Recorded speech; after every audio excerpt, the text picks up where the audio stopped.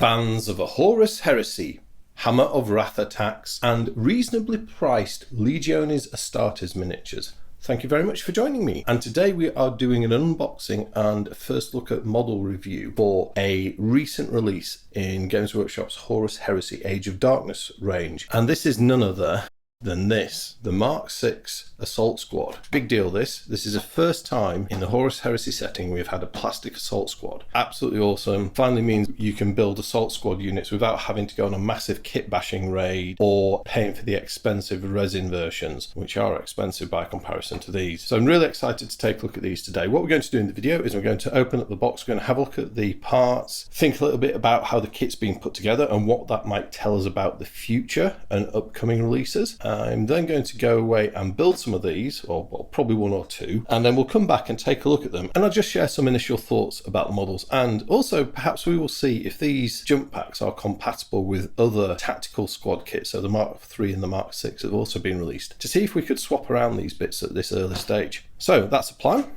Let us begin. We have the Scalpel of Access is its name for today. And now we play the game of can Leaky Cheese find how to get into the box? And the answer was yes, after a few goes.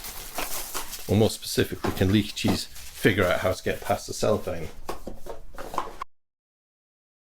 Nice looking models. First observation, we've got a new design of the jump pack. So this is very much mirroring what we had in effect a sneak peek of with the Zephon Dominion miniature from the Black Library limited edition.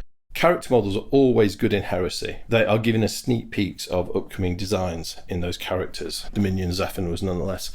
The Trooper also has this additional armored breastplate, or perhaps, I don't know, it's almost like a harness, isn't it? Holding the backpack in place, or the Warhawk jump pack in place. So very nice. You get parts to make 10 models, you get some transfers, and also, importantly, you get combat shields for all 10 Troopers. So this is another first. We've not had a proper set of combat shields in the Heresy range so far. So this box is ticking a number of, well, boxes if you excuse the pun. Indeed, right. Let's take a look at what's inside the box. So we have 3 sprues of plastic, a cheeky Imperial Eagle on one tab, an even cheekier Eye of Horus on the other tab. We then have 1, 2, 3 sprues of parts. 2 of these are identical and a third is different. 10 32mm round bases, a transfer sheet, and a black and white set of instructions showing you how to construct the models. Hopefully these are good. Always need a little bit of testing with GW plastic kit instructions. They do sometimes contain a few minor errors. Anyway, that's not the main interest of today's video. It's the sprues. Firstly, let's just touch on what the 2 sprues are. So the first of the 2 is this one here. And this is called... And this one does not have a name actually. No, interesting. So we'll presume it's called the Mark VI Assault Marine sprue. And this has the parts of the bodies to make the Assault Marines. It has the primary armament, which is a set of chainswords and a set of bolt pistols. It has arms. It then has pauldrons.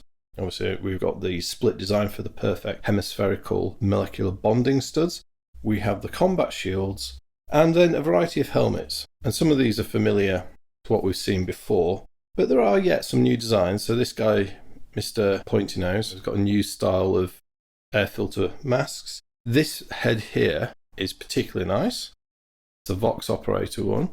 That is going to be great, I think, for any model.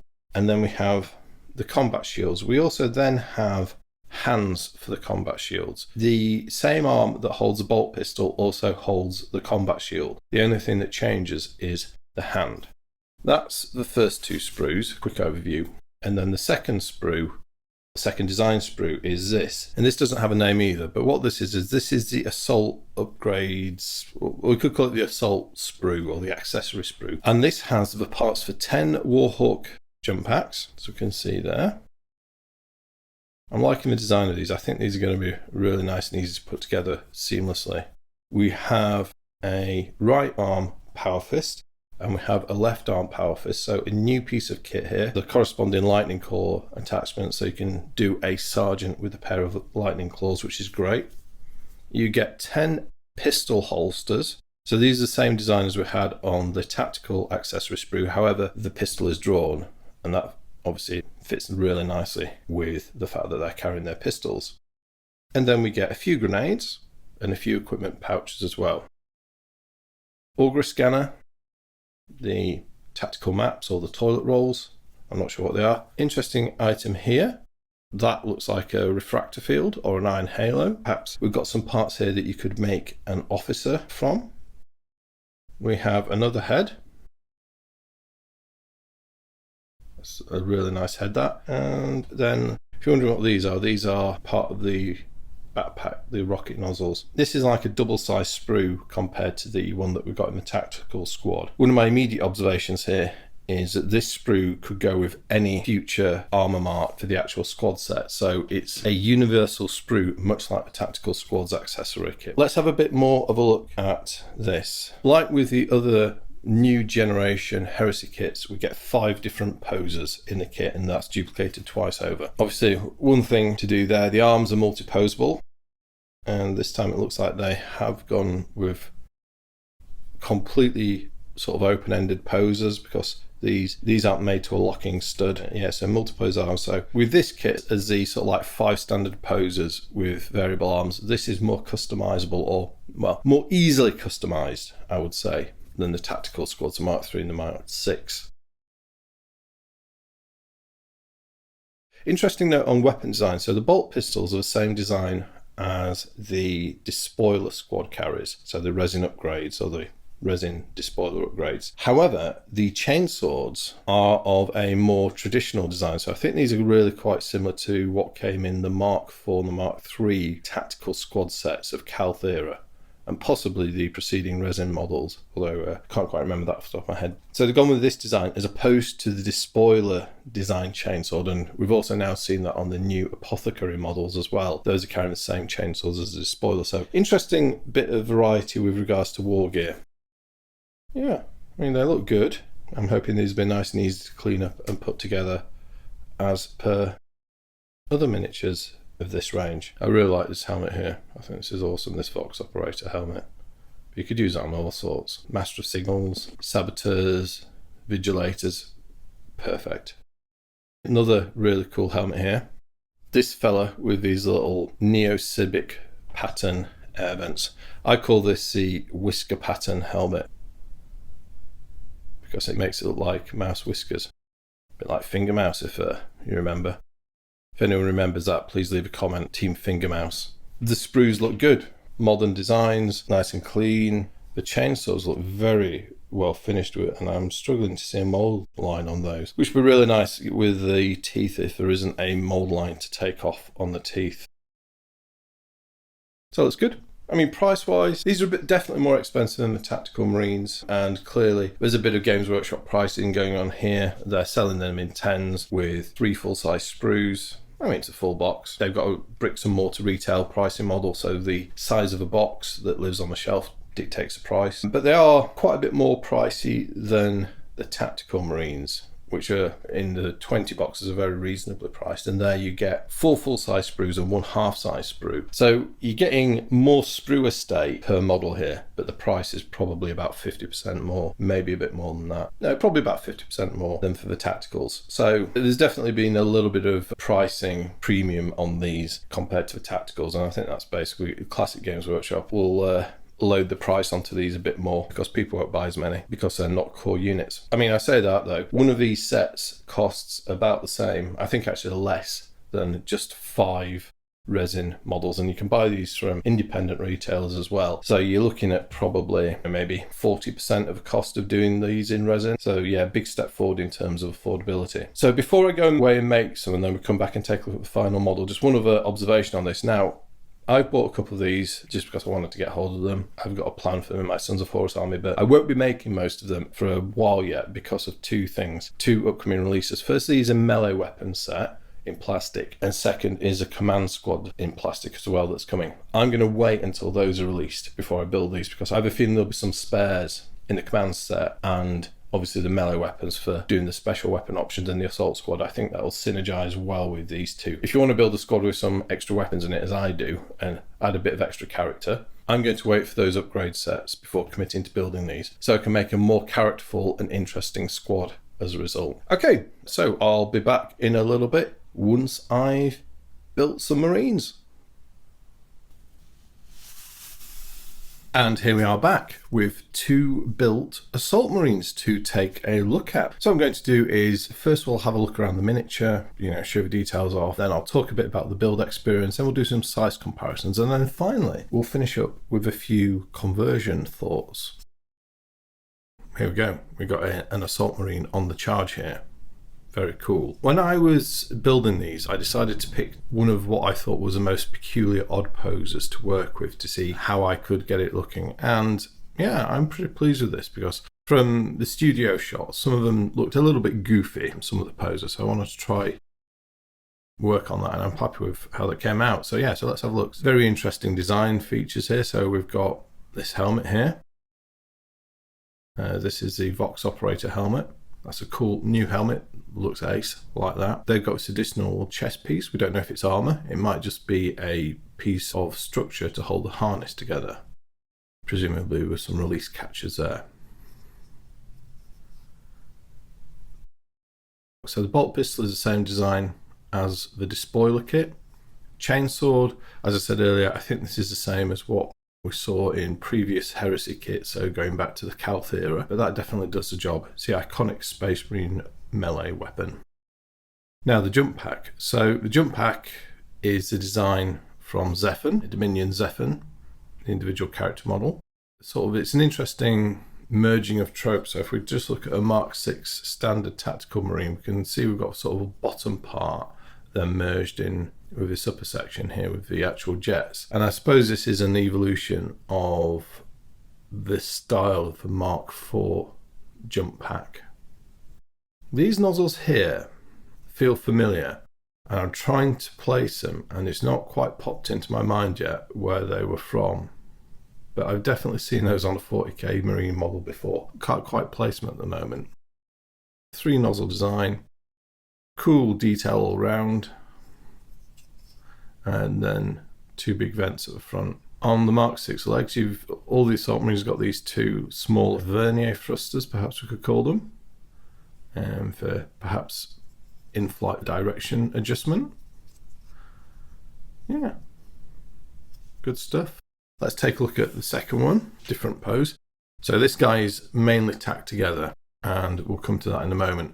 So I went with what I was referring to as a whisker pattern helmet, with those nice little vents at the snout. I do like that. Got the lightning claw. This lightning claw stroke power fist is a different design to the one we previously had that came in the tactical squad set. So it's nice that, given the opportunity, the sculptor went with creating something a bit new and different compared to what we already had. And as we'll come on to, I think this kit interfaces very well with the tactical squads that were previously released. This guy, I think, is supposed to be the sergeant or a veteran. You can see that by the skull wreath on his chest. This is just tacked on. The claws, you can remove it and then it becomes a power fist. One of the big things about this new kit is the inclusion of combat shields. So this is a really cool addition. First time we've actually had, I think, any sort of official equipment pack for combat shields. I suspect we'll probably start seeing quite a lot of assault squads carrying these because it's a good bit of war gear for them. This guy doesn't have a little vernier thrusters. And the way this combat shield works, and we'll do this now because we're going to reconfigure this guy, is you get a hand which sticks onto the shield, and then you have an arm that mounts onto the, like so. And the arm is also the same arm that will be used for the bolt pistol. So the arms are modular. If you bought this and you used all the bolt pistols, you would have a whole set of combat shields that you could put onto other models. So I imagine they will fit the Mark IV and Mark V Assault Marine sets that are still in production, the resin ones. Or, you could even put them on 40k Mark VII Marines. Yeah, there's all sorts of options there. and I bet someone will probably extend it to create a breacher shield as well. So this guy is now one arm down, so let's address that, and also I think we'll give him a new head, because one of the things this set comes with is a couple of spare heads, one of which I think is one of the coolest design Marine heads in a long time, which is this guy here. And there we go, we now have a sergeant or perhaps officer with a pair of lightning claws, and I think that's an awesome looking miniature. We'll definitely make a character with a bit of extra embellishment, you know, Centurion, maybe even a Praetor. I really like that. I think it looks really cool. So a little bit of thoughts about the build. Well, the build is really very similar to what's come before with the Mark 6 and the Mark 3 kit. There's not a lot of mold line cleanup, which is lovely. And the models go together very well. Particularly, I mean, one thing that really impressed me with lack of mold line was the chainswords. They were very precisely molded. Very impressed by those. Obviously with your bolt pistols, little cheeky barrel drill. One of the reasons I built this guy is it's got a very funky rear leg, and this rear leg comes in two parts, and we can see it here. So we've got this section here, and then this front bit here. This front bit here attaches onto it. So one of the reasons I built this guy is I was interested to see how well it all lined up and if there was any visible mold line or seam when it was done, and the answer was no. So I used some liquid poly cement, pushed it together, pushed up a ridge, smoothed it off with Tamiya extra thin, and it was pretty invisible when it's done. So good design there. I did have to recut the detail underneath the base of the thigh guard just to make it lined up, because there was a slight step there, but as you can see, the end result was good. Probably the hardest bit in terms of the build, and setting aside these things, it's not that hard to get seamless Mark 6 pauldrons. The way I do it is I get some liquid poly cement, so standard stuff like Revell Contactor. I then get my Tamiya extra thin, super thin poly cement. I'll run a bead of liquid poly between the two edges. I'll push them together, put it on a flat surface, and then I'll get the brush on the extra thin with a little bit of glue on it, just smooth off that ridge. I'll then leave it to set overnight, come back, run a scalpel over it just to smooth it off, and then go over once more with the extra thin. And as you can see, the end result is seamless. It is a bit of work to do, it can be done. And that's what you get for perfect hemispherical shoulder studs. Right, let's take a look at the flight pack. I think the hardest bit though was getting the flight pack together. So looking at this, you've got the join here, so I still need to go over this and file it off, smooth it, and extra fine it to get rid of that joint there. And then there were these joints here and here and here and here. There's a bit of a visible line, but I don't think there's a physical one. Might be a little bit, so I may need to do a bit more work there. And then there's just a little bit on the inside of that nozzle where there's a bit of a step as well, which I need to do a bit more work on. So these are a bit fiddly to get together, and there is definitely either some filling work required or smoothing off work with liquid poly to get rid of those ridges. So yeah, that's probably my only negative on building the kit, is getting rid of all the seams on this. I mean, if you're not worried about getting a perfect finish, then that won't be an issue. But overall, yeah, you know, it does the job. You get bolt pistols, you get chainsaws, you get all the arms, you get the combat shields, you get 2 power fist stroke lightning claws for the sergeant, you get a variety of equipment pieces, all those scanners and stuff I talked about earlier. So it's a decently accessorized kit. I think it works well if you own a Mark 6 and a Mark 3 squad for extra bits and extra heads for variety. That's something that I found useful with this, and one place you can see that is on this arm. So this arm doesn't actually come with a kit. This is the spare from a tactical squad. We'll call it a spare. It's this arm here, part number 54, which is for holding the power sword. Now, if you're like me and you've got a lot of those left over, I think that's a good arm to use in this kit. And as you can see on this, I think it really made the pose. Compatibility. So, will the flight pack go on a standard Marine? So a Mark 3 or a Mark 6 from the new range? The answer is yes, star. So it's basically got the same attachment point. It hasn't got the harness, obviously, but it will go on. And it looks pretty decent. So if you want to make Mark 3 Assault Marines, well, you can do it. A little bit of extra work required, I'd say, is just see this nub here. There. That just needs cutting off. Or you need to cut a little notch in this part of the mounting point. I think if I were to do this, I'd just cut them off here and that all out to fit flush, otherwise it's not properly fitting. But it's a very minor bit of conversion work to get that cross compatibility. And talking about cross compatibility, let's now reverse that idea and say, well, can you put a power pack, so here is a Mark III power pack, on the Assault Marine? And the answer again is yes, star. So fundamentally it will fit. However, I'd say you need to cut down these mounting ridges for the flight pack a bit. And if you do that and just sort of blend the remove details in, I think the power packs will fit fine. Like so. So if you want to use these bodies to spice up your tactical marines, or even make some breaches perhaps, I think that's very doable. Let's do another thing now. So the question now is, can you put tactical squad bolters on the assault squad bodies? And the answer is yes. Without any modification, they fit fine. And again, another great bit of potential versatility with this kit here. And I think that looks pretty good. And for all those who want to introduce more posers into their tactical units, well, here you go. Great way to do that. He looks pretty good actually. Mark III shoulder pads, Mark VI arms. He's back again. Let's do a couple of quick comparisons. Firstly, we've got a Mark VI tactical marine. So this shows you how you can swap the arms between different Mark VI marines as per supplied in the package. Size wise, obviously it's the same scaling. They fit very well. These have definitely got the feel of being more textured and interesting models. Well, perhaps not interesting, but more textured and more characterful in a way. And perhaps suits them being seen as being assault troops and maybe having a little bit more of their own thing about them. Let's take a look at a few despoilers. So here we have one of my despoilers armed with a heavy chainsword. Or perhaps we could call him a Zweihander Doppelsoldner of the Grim Dark Age. I think they all integrate very nicely. Another guy, another despoiler.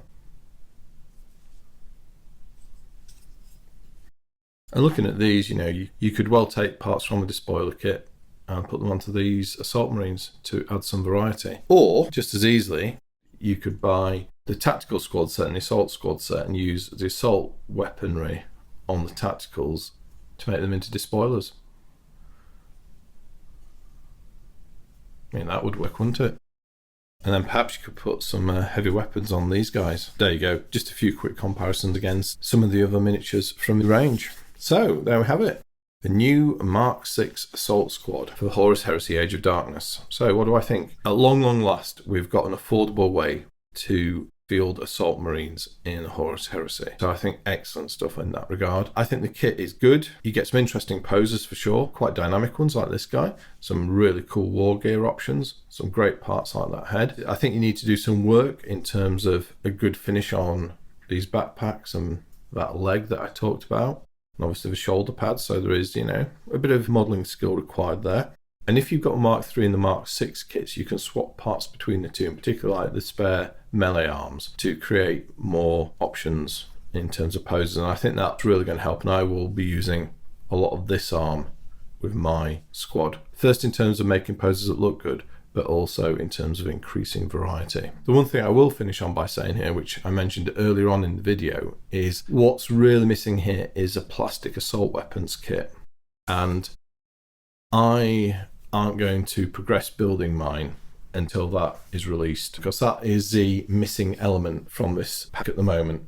And that plastic melee weapon kit is coming. And as well as that, there's a command squad due out sometime this winter. From a filming of this video, which is late December 2023, I expect those out in the next 2 to 3 months. So while I bought these, I'm going to do the prep in terms of getting the torsos built and getting the backpacks assembled. So I've got 20 to do in total. But then I'm going to wait the melee and command squad sets to be released and see what parts I can take out of those to do weapon options and add variety to my assault marines as well. But overall, excellent kit. I'm very pleased and looking forward to modelling my assault squad over the coming months.